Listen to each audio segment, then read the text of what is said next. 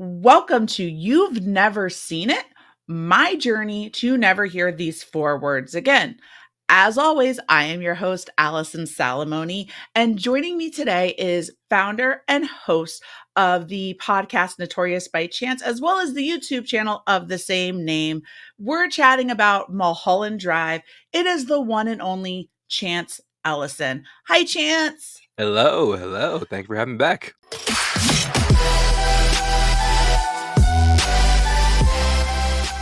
I'm so excited. So, for those of you who have started with us on audio, Chance joined me for Blazing Saddles, which was a 5-star film.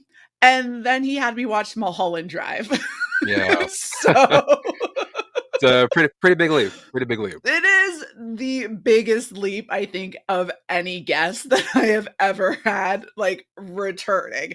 I've had Moose Haas and Brother Lomas or Benny on this, and with that, I was like, Moose Haas was Office Space, and then him and Benny, we did The Burbs, and then Better Off Dead. So like those kind of go hand like that's Yeah. like a nice sequential, just some comedies. We went from one of the greatest comedies of all time to David Lynch. Yeah. It's kind of just like me in a nutshell. Like my taste is pretty eclectic when it comes to films, and Yeah. there are a lot of movies that I love. A lot of people probably wouldn't expect, and this is one of them. I knew nothing coming into this movie. I didn't watch a trailer. I've never seen a single David Lynch movie. I have Well, that's seen the thing David I wanted Lynch to in a discuss with you about. movie. 'Cause I didn't know it was your first David Lynch film. Oh, really? You didn't? Yeah, I didn't know. I think it just slipped my mind. So this is a crazy leap to go from your first date because I've seen everything this guy's ever done, Right. minus the last season of Twin Peaks last two I should say because I haven't just had a chance to watch them. But yeah, I've been a fan of this dude for a very long time, and the thing about Mulholland Drive is like I think it works better if you kind of like build up to it and you like watch these other movies. I'm very curious to see like what your thoughts are as someone who's never seen any of this dude's work. Right, yeah, nothing. Because I'm not the yeah, 1984 Dune, no Eraserhead, none of it. I have not seen the only thing I have seen David Lynch in is him playing John Ford in The Fablemans. spoiler That alert, but is yeah, that's it. spoiler alert. By now it should have been seen. Hopefully. Ooh, sorry.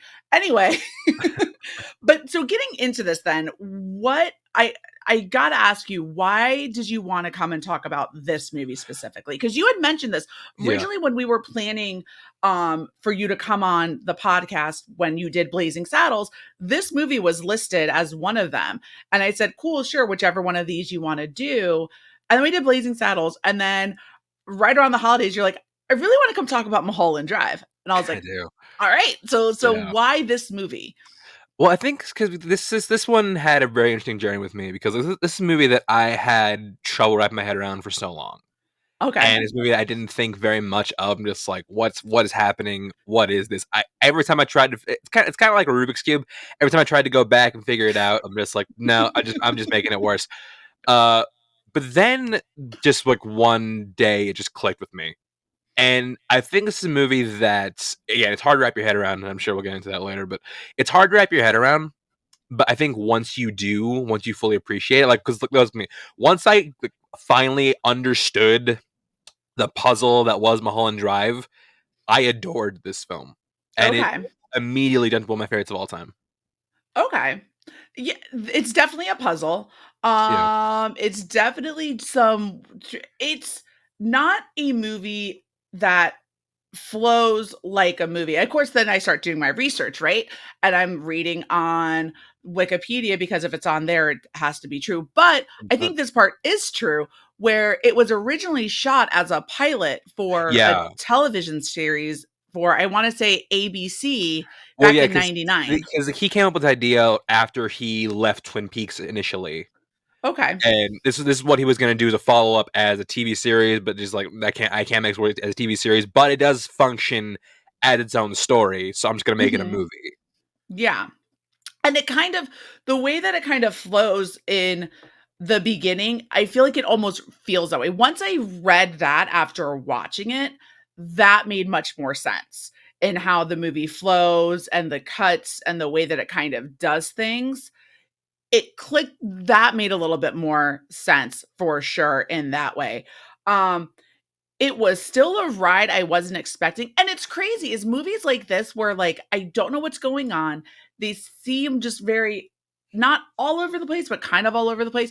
It didn't feel like 2.5 hours. It doesn't, no. Like it's paced incredibly well. Like I'm always like shocked when I like go back and like pull the time step and just like how far I'm like, oh, like, holy crap, an hour and a half has gone by.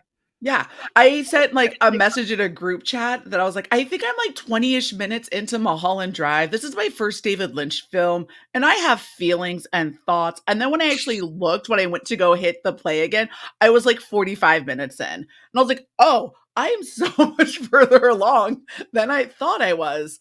Um, but this movie just there's so much happening and so much going on. But even before we dive into that, so you said that you've seen all of David Lynch's filmography for the Yes. most part. What Well, as far as is like well, films go, yes, yes, you've I seen have. all of them. Where does Mulholland Drive rank in your David Lynch film list? Oh, number one, easy. Okay. And the thing you need to understand, about David Lynch is the fact that he is genuinely, and I say this with all respect, he is one of the weirdest human beings to ever take up the art of filmmaking. But you're not the first one to say it. My husband said that too. I told him I get to watch because I was working from home today anyway. And I was like, oh, I get to watch Mulholland Drive without you. And he goes, oh my goodness, thank God. David Lynch is weird because he's Yes, a weird guy. like not just a filmmaker, like he is a weird human Yeah. being. Yeah. Yeah. And Yeah. I mean that like in the best way possible because Of like course. he's a trip. I would love to just like hang out with David Lynch for just a day, just see what the hell happens. But What actually is going on? Didn't he have like at one point a Netflix show where he it was just him talking to a monkey the whole no, time? it wasn't a Netflix show. It was like it was like a YouTube video. That's okay. That's Yes, what it there was. was a video where he interrogated a monkey, and it's like yeah, like he's one of those guys where Why like not? anything he does, just like yeah, I buy it. It's another thing he would do. But a thing you need to understand about his filmography, for the most part, is a lot of tends to focus a lot on the abstract.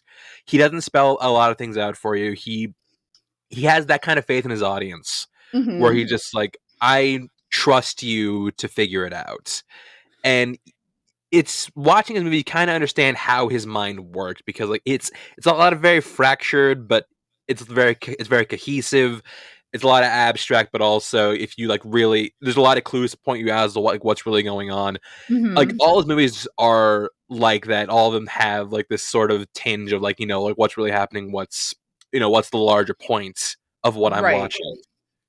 And I love that he doesn't get that he's very adamant and like everything that I've read about this since watching is he's very adamant of like not giving you what his interpretation of his work is. Like he Yeah. doesn't like he's like this is what I made.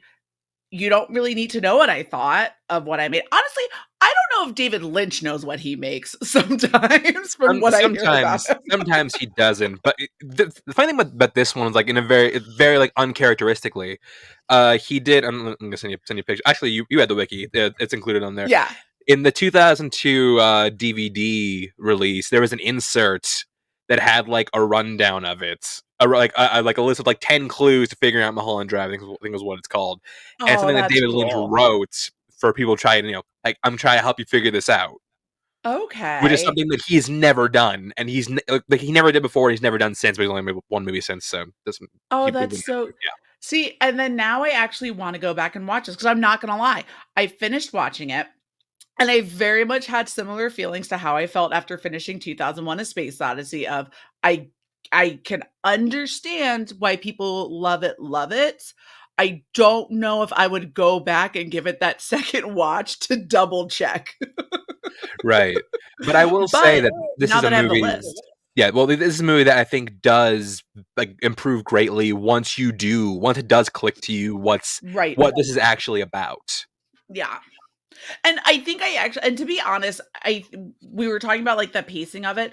A part of the reason why I wouldn't go back and watch, say, like, 2001: A Space Odyssey or So honestly slow. even it's so slow, or even, to be honest, Magnolia. I don't have 3.5 Really? hours. to go back and I loved bits and pieces of it, and then the See, ending I happens. adore Magnolia. I I loved all of it, and then the ending happened, and I was so taken out of it that I was like, Oh, I "What so wish I could just have been here for the happened?" Magnolia episode because yeah, I think the ending is incredible. Sadly did not have a podcast at that time for Magnolia. That was I watched that as a choice on my own to Yeah. try to see if I could actually like Paul Thomas Anderson. So Wow. that Okay. was a choice. Chance is never coming back, everybody. I just made it so he never wants to Damn. return again. I Just the drive by on Paul just Thomas Anderson. He's like, "Grrr, there, fuck you. Fuck you for Inherent Vice. how dare that's what it is. Actually, that's one of the ones I haven't watched. So just for Paul Thomas Anderson, I I I like Boogie Nights. I thought Boogie Nights was Okay, this is great. fantastic. Um, I liked The Phantom Thread when I first watched it in theaters, but since then I've kind of soured on it, and I don't really know why. Not Interesting one to like in a sour on. bad way. I No, just I think I'm not laughing because I think it's ridiculous. I'm laughing because I think it's just like a weird one to sour on. Like, because like I don't love Phantom Thread. yeah. I think it's good. I don't love it, but just like yeah, I love Phantom Thread. And then I started watching. I'm like, yeah, the movie. I hate it I now. I'm just just like like, really that one? I tried watching it. I don't hate. I think the acting in it is phenomenal. I mean, obviously it's Daniel Day Lewis. Like, what do you expect? And I think it's just it's one of those very long, dry, Yeah, that's fair. just That's fair. so it's kind of in that sense. I need to give There Will Be Blood a rewatch. I will say I've only seen that one once, Hmm. but it was just very long for me at the time that I did see it. But I'll give it another. I'll give it. I'm always willing to give everything a second chance if I need to. But So yeah, I mean, yeah. and then I watched Licorice Pizza, and I just was not a fan. But that's I neither know here nor that's there. pretty common. I like the movie a lot, but I know it's pretty common to not like it. Yeah. So, but anyway, back to David Lynch and Yeah, Mulholland Drive after I defend my stance on Paul Thomas Anderson. So they filmed the pilot and everything with 99. This movie then comes out in 2001. You have a very young Naomi Watts, which is kind you of do. Like exciting. this is Naomi Watts when she was like still when like we didn't know who she was Right. really. Right. And then you have Mr. X, Jennifer Aniston, Justin Theroux is in this, which I thought was wonderful. They are broken up, aren't they? Forgot about that. Yeah. Leftover Zone, Zoolander 2 Zone, Justin Theroux. Yeah, exactly.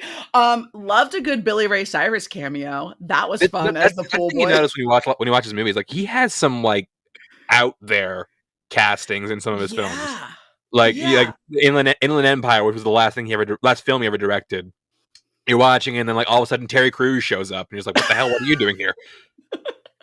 I'm Uh, I'm intrigued by David Lynch now. I think that yeah, my next step is probably going to be to watch Twin Peaks before a anything good next else. step. I think that would be like my next thing to kind of see how I feel because I think you're right. I think jumping in straight to Mulholland Drive was a lot. Yeah, I mean Like, it's fascinating to see like again when we go from his beginning to end. Like it's fascinating to see like how he grows as a filmmaker. So like what you have a chance to do is you have a chance to like go backwards and see like like yeah. this is to me this is his apex. And Hmm. if you were to go back and watch his like movies like start to bottom like Eraserhead and on, you'll see like again a lot of things he does in Mulholland Drive is like techniques he had to perfect over decades of working in the film industry. Okay. Speaking of back in his previous works, where do you land with the David Lynch Dune versus Denis Villeneuve's Dune? Oh, Denis Villeneuve, not even close. Uh, and again, I think that film is excellent. Not the Lynch, the Villeneuve. The biggest problem with David Lynch's Dune is the fact that he tries to do the entire book in 2 hours, and that's just like Gotcha. nobody's good enough to make that work. Nobody. No, probably not. I mean, I have not read Dune, but I would seeing how the first one ended and we're Yeah. still it feels like we're still at the very beginning of the story, that would make sense. Well, again, I'm gonna give a Uh, quick Dune real quick. Like a lot of that world is so vast and that it's so intricate that you do like trying to do it all in one movie is a fool's errand, which is why Hodorowski's I don't think would have worked either. mhm. And funny thing when you go back and watch the '84 Dune, I'm sure you will at some point. Uh, to get around that, they do like one of the weirdest things I've ever seen, where like I swear like half the dialogue in that film is just inner monologue. Like literally, like everybody in that movie has an inner monologue to try and explain the movie as we're going along. It's almost It's like the it's like the Harrison Ford and Blade Runner monologue that they had Yes, like except thrown in. it's everybody. It's not just one No, it's voice. not just one person. It's everyone. That sounds fantastic. I can't wait. Maybe that'll be what we do. Maybe that'll be a special episode the week that Dune Part 2 comes my, out. Is we'll my favorite's my least favorite David Lynch. Yeah, why not? Let's do it. Perfect. Let's go. You're coming back. I'll take Eddie's back in, guys. This is great. That's how I do things. I'm back. So the other term that kept getting thrown around, and I'm assuming because one of the interpretations of this movie is that we're in Diane Selwyn's dream, and that is this idea of like dream logic. And Yeah. I had to go and Google what dream logic is, and I still am so confused. I am not good with deep thinker movies, is what I am learning with this Well, yeah. podcast. So I think again, we'll talk about it now, but like, yeah, the whole crux of the film is that the whole first 2 hours you spend with these two characters, Betty and Rita, and Hmm. Rita was in a car accident trying to figure out who she is, and all she knows, like, she's got bits and pieces of her path, but not everything. Hmm. And then the 2 hour mark hits, and then the movie completely changes, Right. and you realize that everything you saw before, it was bullshit. Didn't happen. Yeah. What this movie really is about a woman, Diane Selwyn, who was a failed actress, who had a relationship with a successful actress played by Laura Herring, I think that's her name, Hmm. Yeah. uh, Camilla, and then like she ends up abandoning her for this new relationship with the director that she's sleeping with. I mean, it's also like it's pretty obvious that she didn't get to where she is because of her talent. She got to where she was because Right. she slept her way around town, and she couldn't deal with it, and the whole dream is her coping mechanism, because what she ends up doing is she ends up calling a hit Right. on Camilla and probably the director too. That I ends wouldn't be up working. surprised. It ends up working. We find out. He Right. ends up, like, it's never said out loud, but the hit ends up working. She dies, Mhm. and this whole thing is kind of her dreamscape trying to cope with everything that she's done.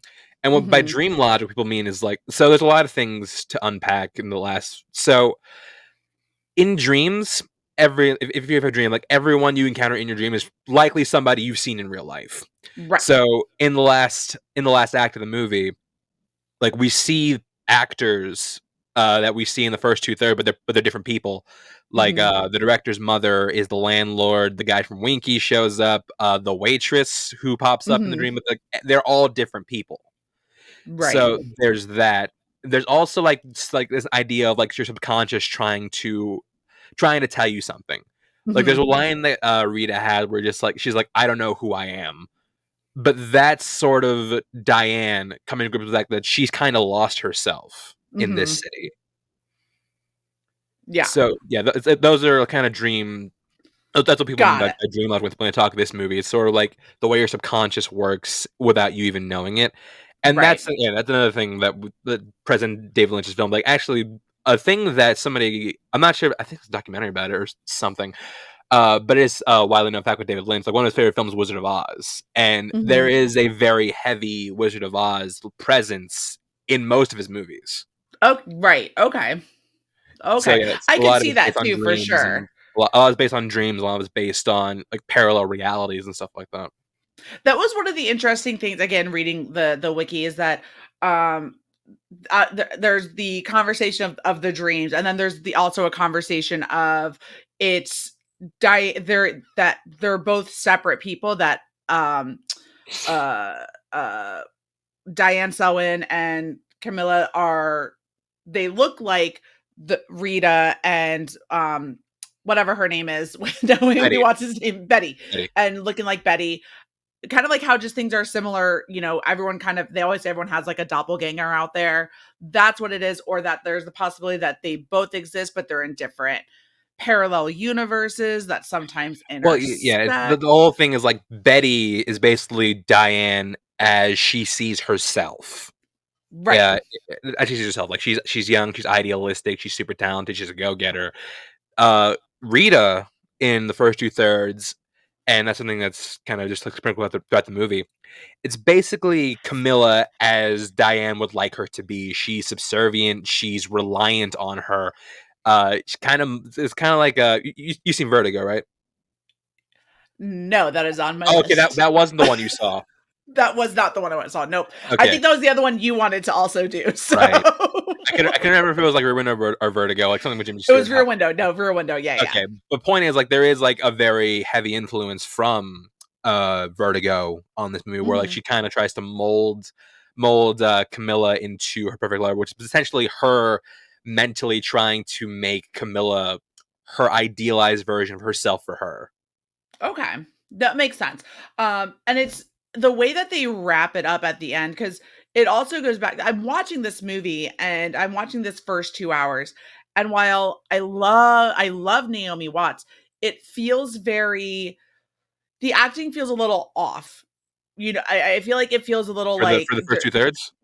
in the sense of like, or yeah, for like that first couple of hours where she's Oh Betty, yes, it's no, not but like not that's yeah, yeah, but it's like it's that's also kind of intentional because right, you are supposed to get the feeling that this isn't real. Like I think of right. the scene where she meets that elderly couple off the plane, And and we they're see them, just smiling yeah, all they're to drive yeah. off. You're just like, what is happening? Like everything in this section feels you can't put your finger on, it, but everything feels a little bit off. Yes, and that's what it was, is it just does not feel like, not that movies feel real or always feel grounded in reality, but like there is enough here that you're just like, this is so off. Like this is so just it's uncomfortable, I guess, is like I think that's where it's very uncomfortable to watch.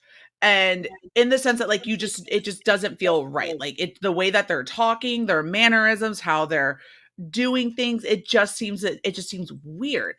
But then the end happens. The last like 20 And to then 30 it all minutes falls in. happens and you're like, "Oh fuck. Okay. This is all start." As soon as she opens the blue box. And I guess the whole blue box thing, that was where the show ended originally. Yeah, Like that was where the ending originally happened. So like the next part of this is all filmed after the pilot and everything was done to add in and give it an ending.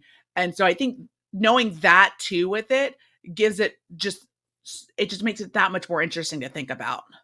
Like yeah. It's he, the whole back to life, back yeah. to reality.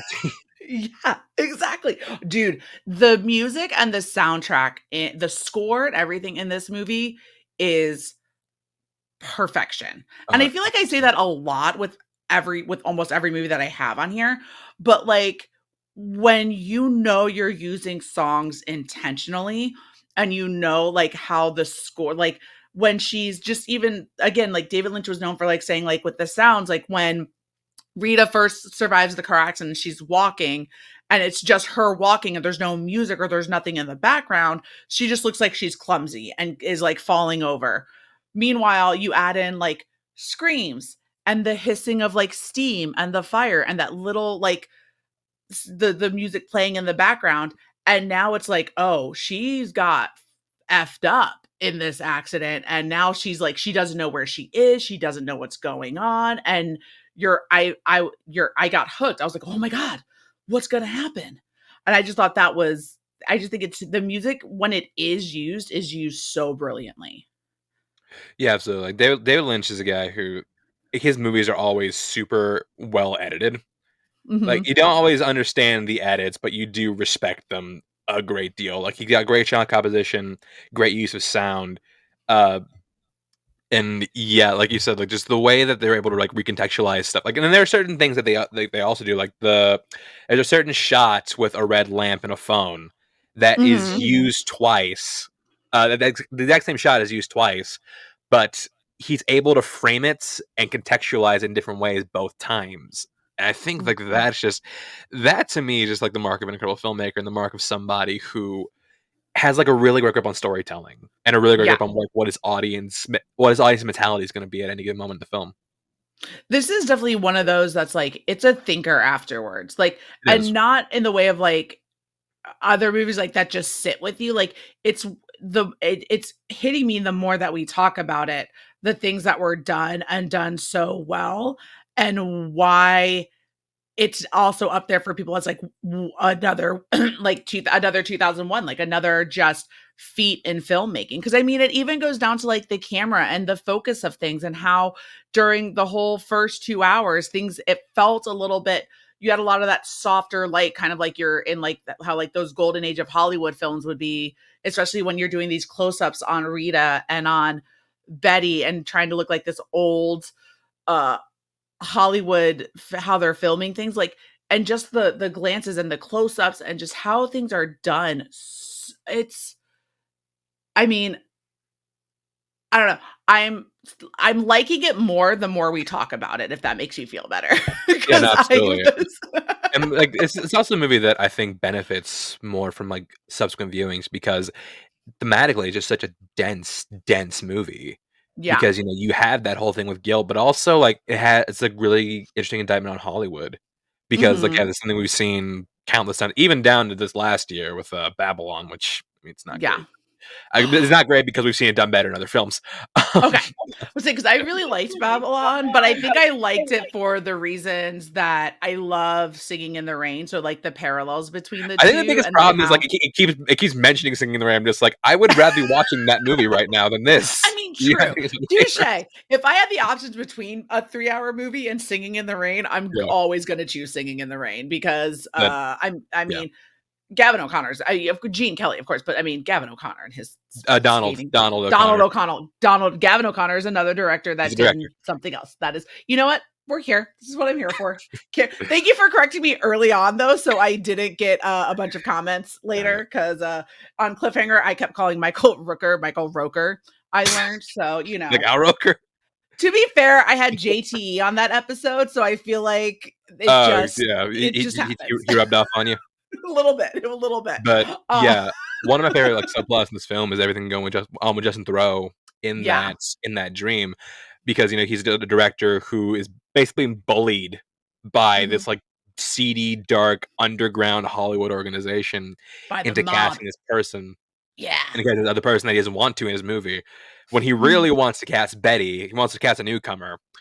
Uh, and I think like the thing about that is when you get to the end of the movie, you realize like the whole point of that was she's kind of rationalizing why she wasn't a hit in her Mhm. head. Like in her head, it's just like, oh yeah, the reason I'm not like this big talented actor is because of, well, one, Camilla's been sleeping with everybody, and two, because like this whole like conspiracy in Hollywood to keep actors like me down. I think it's also an indictment on sort of the audience, where Yeah. and Hollywood in general, where we have like these actresses who are these big things, and we just take it all in, and then we don't want them anymore. We just toss them out like they're nothing. Like a Right. big influence on this film. Another big influence on this film is Sunset Boulevard, Okay. which is another film similar to this, where it's about a former silent film actress who's sort of living in her own little dream world, trying to Mhm. do her comeback. And actually, a nice little Easter egg is that when she gets to the studio lot, Norman Desmond, the main character of that movie, her car is in that studio lot. So I do like that little Easter Oh, egg. that's cool. I think it just hit me too, and I could be wrong, but the in the dream part of it, when she's auditioning for the one role in the movie with the older guy, and Mhm. the lines that they're saying and that they're going back and forth during, when like Camilla's like breaking up with her and they're now like in the real world, some of the lines that are being said in the audition are being thrown out in like that scene right there, where she's, Absolutely.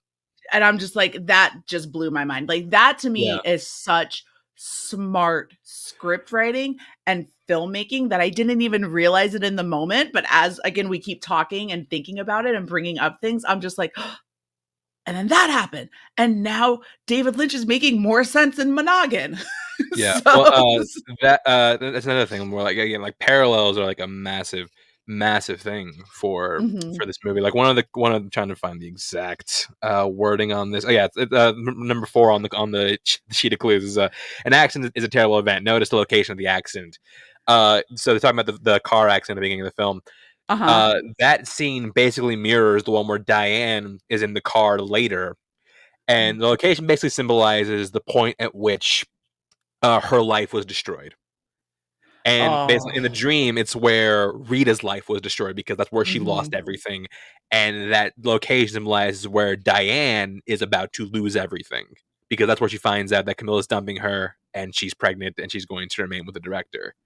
And Camilla's so mean of that. That was so mean. Like the way she was like, "It's a surprise," and like walks her up the hill for the shortcut, and you're just like, oh, it makes your heart hurt for Naomi Watts. It Like does, and yeah, Naomi Watts is incredible in she's this movie. so The good. the She's fact that the fact that she was not nominated astounds me.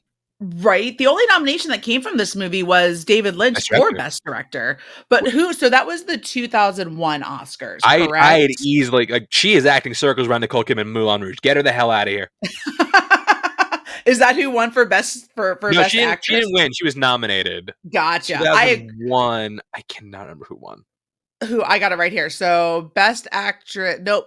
Wait, maybe was it the 2000s? No, it would have been 2001 because it would have been the whichever one Nicole Kidman was nominated in. That's where she is. 'Cause it would be the O2 ceremony for Oh, 01 the O2 movie. ceremony. Okay, yeah. So I am looking at the wrong year. Hold on. So we want the two, and this is how we do things. We just, This, Google on the I, fly. I I for some reason cannot remember who won that year.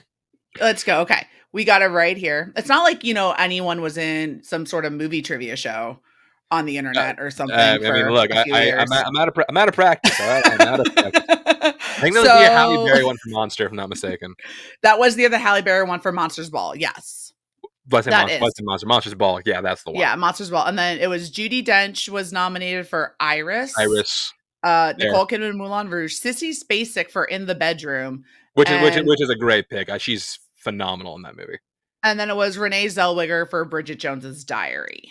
Yeah, I mean, I would cut Nicole Kidman like dead weight. She's and not that does, and I also just don't like Moulin Rouge, but like there's when you Oh, see like what she was doing, there's no yeah. comparison. That was the year that Denzel won for Training Day. Yeah, That's right. the big story was Denzel and Halle Berry won the exact same Mhm. year And then, of course, David Lynch lost to Ron Howard's A for Beautiful Mind, Beautiful Minds. which, I mean, I get it. Yeah, I get it. I get I it. mean This was a good year. that was mostly like your Ron Howard. You know, you've been on it for a long time. Here's your Oscar award.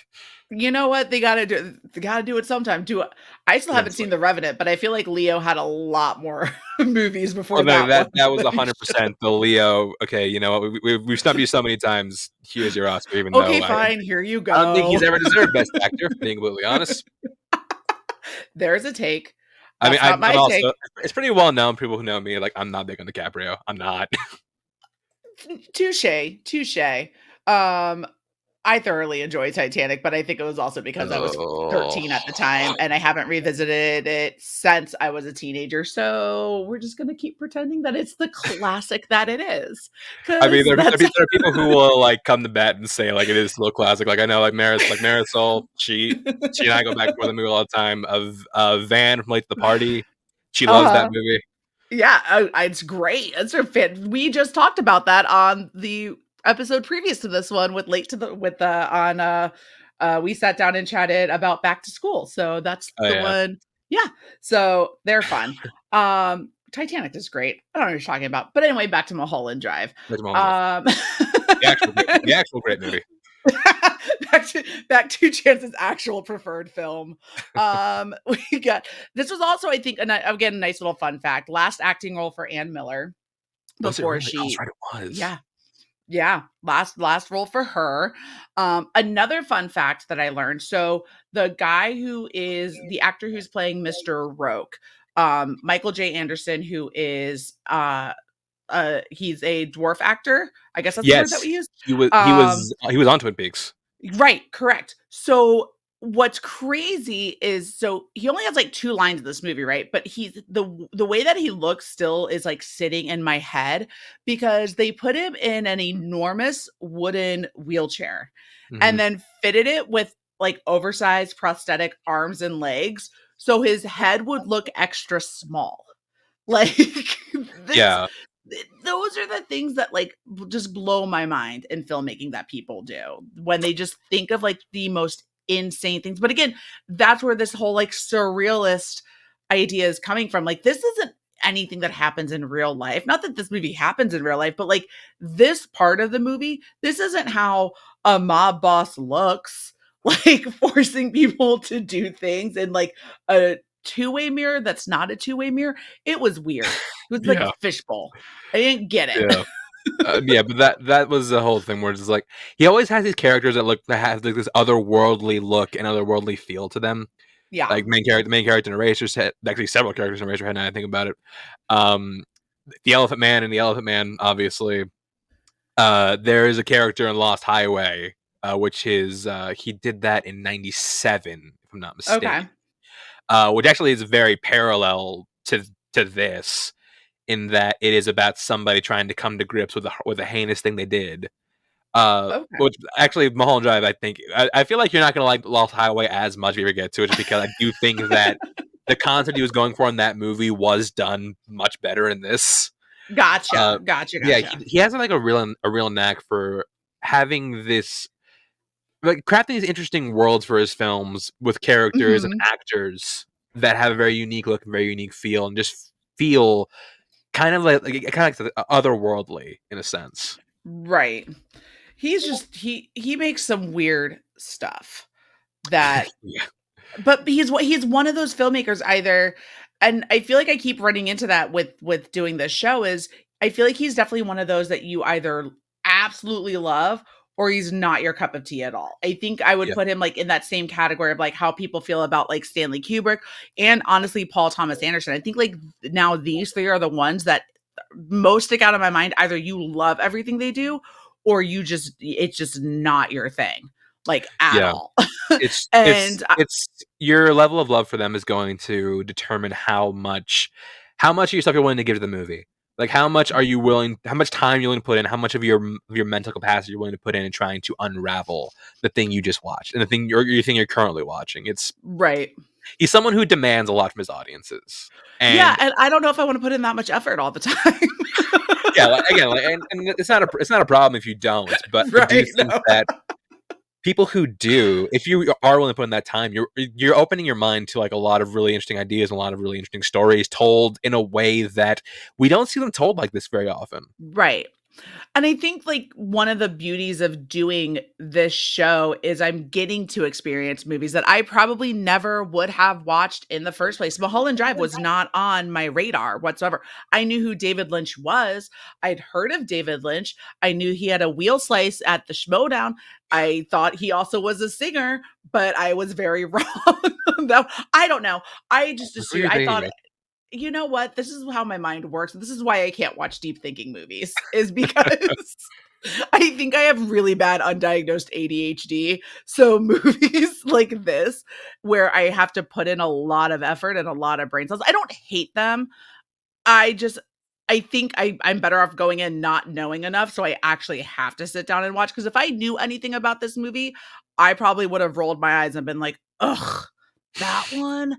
Like, in the sense of just Yeah, how I viewed things originally. So, at least because of this show and doing this podcast, it's been really eye-opening to see things like Mulholland Drive and experience a different type of directing and cinematography and understanding why people who when they list greatest movies of all time, movies like Mulholland Drive are on it and 2001: A Space Odyssey and Citizen Kane, like there's reasons why these movies are constantly in the conversation of the greatest film ever made. Not the it does not necessarily the greatest story ever made or in general in things like that depending on how they're done, but the greatest movie ever made because of what's being done in them. yeah, and I also think that this movie has kind of just it's sort of found a new audience as time has gone on. I think Sight and Sound listed as one of like the top 10 best movies of the Mhm. 2000s or of the best or since the 21st century, one of the two. Right. And it's because I think it's because of the way it's made. It's because the movie you can't just like watch once and just be like, no. Like no, I don't get it. Like it's the one that keeps you coming back. It's one that has like these Mhm. so many like complex layers that you want to unravel, and Mhm. that it keeps you coming back. Yeah. So I do Do think that. Oh, sorry, good. I was like, do you remember the first time that you did 40 minutes in, I'm just finally asking this question. Do Yeah. you remember the first time you watched this movie and, like, Yeah, I your do. exact thoughts on it? Okay, I this do. I gotta hear. I think, like, 16 or 17 years old. Okay. It's funny, I got into David Lynch after I watched. Do you watch Psych? No, I've seen a couple of episodes, but, like, Okay, I've so not, like, there's actually, like, there's watched one it. episode that's basically a giant homage to Twin Peaks, Okay. and that's what got me into Twin Peaks. That's what got me into David Lynch as a director. And I remember I went to this one first just because I'm like, yes, this is the one I hear people talk about the most. I'm just like, let's do this. I'm ready. Fuck yeah. Then I watched the whole thing. I'm just like, what the fuck just happened? Mhm. Like it was like a 2.5 hour acid trip. I'm just like, I don't I'm fully like I didn't get it. And that's Yeah. why I asked like everybody who watched the movie and has like a really negative reaction. Like I'm like, okay, just and I'm not asking to insinuate that you're stupid. I'm not asking to insinuate that, you don't like it because you don't understand. I just like genuinely want to know, like, did you understand what the movie was about? You After the when it ended and having someone prior to, like, me getting to that point mention the idea of dream logic, I had a better understanding of what was going on. yeah, I like still was like, "Hold up, hi like, wait a minute," but, like, I had a better understanding of, like, okay, once, like, that whole she's in the kitchen making the coffee and she's crying, "Camilla, you came back," and then now we're flashing back again to where they're in the living also, room. yeah. Well, I also forgot to mention again, like I love something that's just like a random thing that I love. I love the way he illustrates the flow of time Mhm. 30 minutes because, like, again, one of the clues on that is like pay attention to the robe, the coffee Right. cup, and the ashtray. And it's like someone just kind of pick up the ashtray, and then like we flash back to Camilla and they're on the couch. You see the ashtray's back, like, oh, like remember again, like, oh, so now we're So, or flashing back. flashback, and Like it you don't was the need the whole whole text of, like, blah blah blah earlier.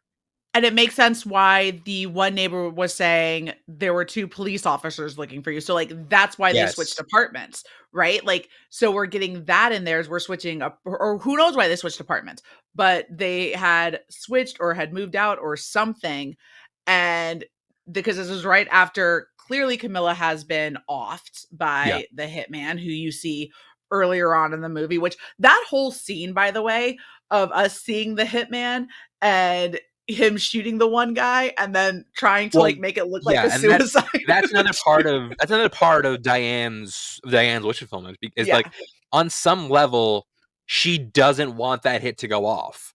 So like right, in her mind she makes the hitman too stupid to pull it off. right, right, So and, like, yeah, he because like shoots through the wall. she yeah she shoots the neighbor and then she has to shoot the janitor.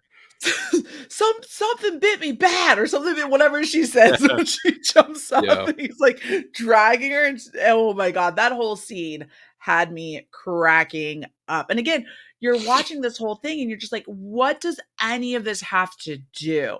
And I think what he does so well is typically the way my brain is and how I feel about movies. If I had been watching this probably for any other reason or like before this whole podcast ever existed, it might have been one of those movies I was watching, couldn't figure it out, and just turned it off and just like dealt with it another day. Like Yeah. to be completely honest, I mean, it probably would not Yeah. have given it the time of day that I gave it today. And I'm glad I did because I think looking at just how there's so many movies, like, I think like if we're going to talk about movies that like have these big, long, drawn out stories and then wrap up really fast at the end, a movie like when I went to go see Dallas Buyers Club, thought it was a brilliant movie. The way that it ended was just like we have this huge story and then we're just going to wrap it up real quick and because we need to get it under 3 hours or whatever. In this movie, the way that they're wrapping it up real quick is it's done in such a way that you're just like, "Oh shit. Oh no. Oh fuck. No." And it's done so well and it's so well paced and it's just incredible that it didn't feel like a rushed ending like some movies have that I think start out brilliantly and then end up rushed. Even though it's done really, really quickly, it feels intentional and smart. Well, yeah, and it's also like I said, like just David Lynch trusting him because like what you don't realize like watching the ending, like he gave you all the pieces. to try and Right. figure this whole thing out. It's just a matter of you going back and re-examining the previous 2 hours. Mhm. And like once you have all that information, you're just like, oh, okay, now I get it. Like it wasn't rushed. It's just like it's sort of like a connect the dots kind of thing. Yeah. You're Where getting like the he blue gave key you all the again. yeah, Yeah. he The gave you old information. people chasing her though, and that got I still don't know where those old people came from. Well, That okay, was that one. So that one. So remember in the beginning where like you had that whole jitterbug sequence, like yes. it's the old people, the ones she's being photographed with, are the same ones who were on the flight. So Gotcha. what that essentially is okay. We don't know if those are the judges, her family, but there's somebody who were involved with her reasoning to move to L.A. And Gotcha. basically it's like it's her past coming back to haunt her. Like it's like her angel of death, and it's the idea of like she was this like bright-eyed, young, idealistic type girl when she came to LA. It's and like what would these two people think about her if they saw what she became? Mm, gotcha. That makes sense. That makes sense. That whole thing with them too, like, in the cab leaving, like, when you see them in the cab and just how they're just smiling, Yeah, it's so creepy, it and is. that's how they come back in the end, and I just think it's so brilliant the way that it's all these things are done when you re-see people and you're seeing everyone again and what they're doing and how he did it and what they're like in real life versus this dream version of it. I don't I'm liking it more the more we talk about it. So I'll give you that Yeah. chance. I Well, will no, yeah, like it's growing. It's growing on like me for his sure. like again, his movies are like that. Like the more you talk about it, the more you think about it, the more you try to wrap your head around what you just witnessed. Like it actually does get better, and it does Yeah. make you want to go back and watch these movies. Like see like, oh, okay, now I understand like what he was going for with this. Now I fully get it. Mhm. And yeah, like like of all the directors that you probably talked about on the show, I think his work is the one that benefits most from rewatch for the most Yeah. parts. Which makes sense. I think it's definitely one of those where now that I've seen the conclusion and everything, going back, every little step in the beginning is gonna make even more sense. And I love that I'll be able to find more Easter eggs with what I'm Yeah, going for. Because the first time I'm watching it, I don't know what I'm looking for. I've never seen it. I've never yeah, heard yeah, it. I've never didn't watch a yeah. trailer, nothing. I just knew it was a movie you wanted to talk about. Yeah. So now that I know, I'm gonna have all these little fun Easter eggs to go back and see, and I think that's gonna be really, really cool. So, kind of with all of that, if you had to list your in any order or no order, your top 3 moments from Mulholland Drive, what would they be? Top 3 moments from Mulholland Drive. Yes. Oh, that's Yeah. so close. Well, I think my number 1 probably the Club Silencio sequence, because That was really cool. I think it's a beautiful sequence. I also think Mhm. it does a really great job of, like, putting you in that how do I phrase this? Of trying to, like, get you in the right headset for what you've been witnessing. Yeah. The no I banda, it's all an illusion. Mhm. Like, that stuff I think is just absolutely brilliant. Mhm. For Um sure. See, aside from that, I love the Winky sequence. That's a sequence with an actor that I don't think I think it's talked about a lot, but I think this the like having this dude come in who's like an unknown and he just be Yeah. so good in this like one scene that he gets. And like the payoff for that scene, I also think is incredible. And the whole reason that scene is there is because when we're cutting back to reality, she makes eye contact with him in the Winkies, and we don't get anything else. Like, it's just Yeah, that it's a face that she saw, and now she's having and because she saw and that's that why he's in the face, dream now. he's in the dream. Like, that is wild. I think that is just so smart. It's just smart filmmaking. Like, we're not gonna get a story or a backstory about this guy. This is just what she made up in her head about him because she saw him at the diner, and that's what she's rationalizing all of this as.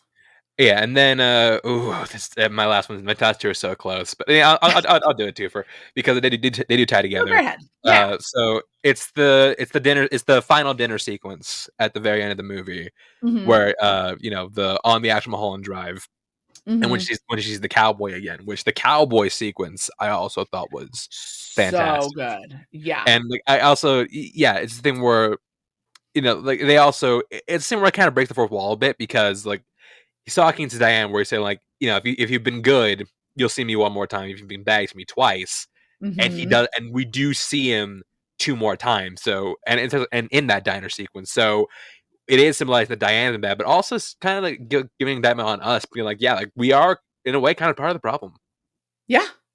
I do think it works on that kind of level. I think it's very interesting. So yeah, the whole two for, and also that that piece of that dinner sequence with Naomi Watts, her acting is just again top notch. She's As she's fantastic. just watching them, as like the chick that comes in that you think is that was said to be Camilla in the Yeah. dream part of it, just coming in and kissing the actual Camilla just right in front of Naomi Watts. And it's just like she is Yeah, it's just also again like she's kind of treating her like the way Hollywood that she's acted, because like she had Diane had her for as long as she wanted her, and then just threw her out like she didn't matter mhm.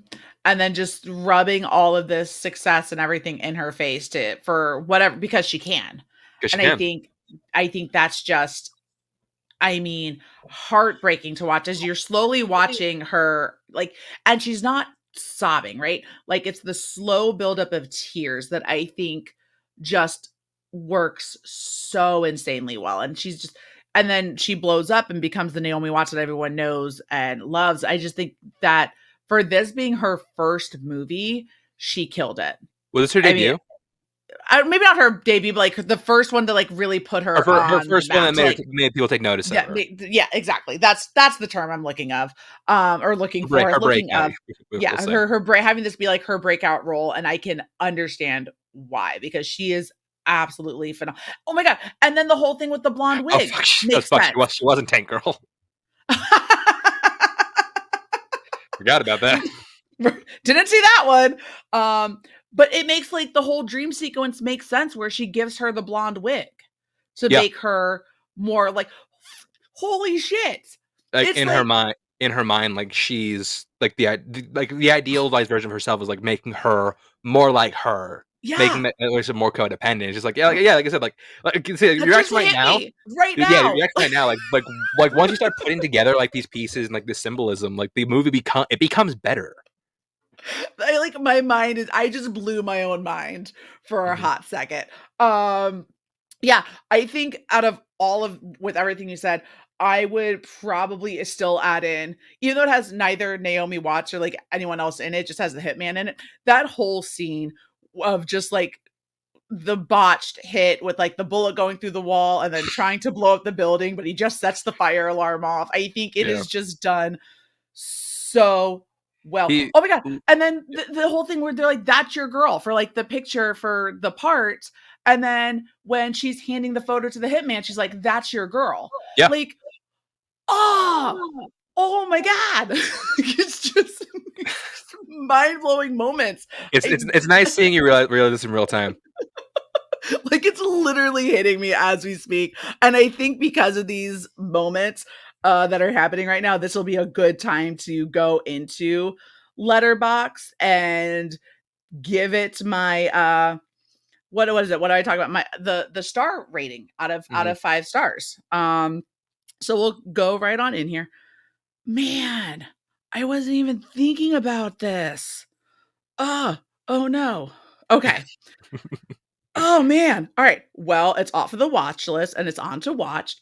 I will say I think I can safely give this movie right now 4 full stars, especially after like the 2 realizations I had.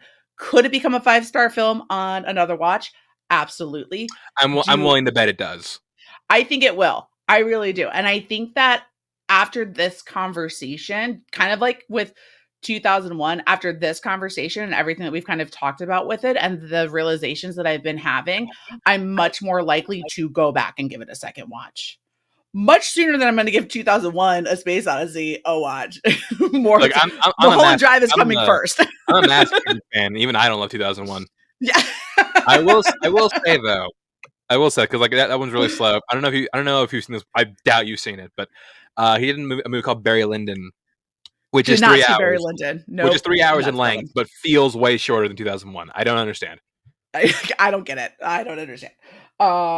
This did not feel like 2.5 hours. This flew by for me. So Yeah. I will definitely, this is one that I will 100% be putting on a rewatch for sure in the very, very near future because I would like to get some of these Easter eggs now that I know they exist. And I think David Lynch is someone that I'm going to continue on in a journey to watch more movies for sure, because I Yeah, think he absolutely. I is an mean, you definitely experience. need to bring back Adam because the Adam Yeah, is a massive, massive Lynch guy. I will. I definitely will. He's probably going to be listening if he does listen to this. And here's my slander on 2001. Adam, I'm sorry, but I did tell Adam, you ahead of time. Adam, if you are listening or watching, I do hope I did this movie justice. Fingers crossed. I'm sure you did. Chance, you have been amazing. Before we get out of here, what do you have going on? Where can everybody find you? Well, real quick before I do, I do want to make some recommendations for your next Lynch adventure because Okay. this is a very cerebral film. If you want some less cerebral stuff, two I'd recommend are watching next are The Elephant Man, Okay. which was the second film after Eraserhead. That movie's again really powerful drama, and I'd also recommend The Straight Story, Okay. which is kind of it's like this. It's not as like cerebral or hard to follow as this, but it is a movie that becomes phenomenally better once you get to the end of the film. Okay. So yeah, I'm into it. I'd recommend doing your going there for your next for your Lynch adventure if you're going to continue with Perfect. Lynch. I Uh, I feel like I have to now. I can't let now Mulholland Drive be the only Lynch movie I've it's the only seen. one I'm ever gonna watch. I don't need anything Never else. again. All done. You can find me on Twitter, Instagram, at Chance Wars _91. Check out my podcast, Notorious by Chance, and check out the YouTube channel, Notorious by Chance. We made a commitment this year to make more video content. We're doing that. We're doing live shows every week. We've done it the past couple of weeks, and yeah, that's it. And we also have a Left Side Strong side of the show where me, Mike Deacon, and Jacob London come in and talk about football every week. Sometimes with a guest, sometimes just the three of us, but it is a fun show. It's also on the Notorious by Chance YouTube channel. And yeah, that's it for me. Awesome. And thank you all so much for watching. If you're listening on audio, please be sure to subscribe, rate, and review on whatever audio platform you're listening to us on. If you're watching us on YouTube, please be sure to hit that subscribe button, like this video, leave your comments on Mulholland Drive or David Lynch, or just on any of the other previous movies that have been discussed here on You've Never Seen It. You can follow me on Twitter at Allison Salamoni, and you can also follow the show on Twitter at Never Seen It FNR. And until next time, my friends, be safe. I guess I have more David Lynch movies to go watch. Bye.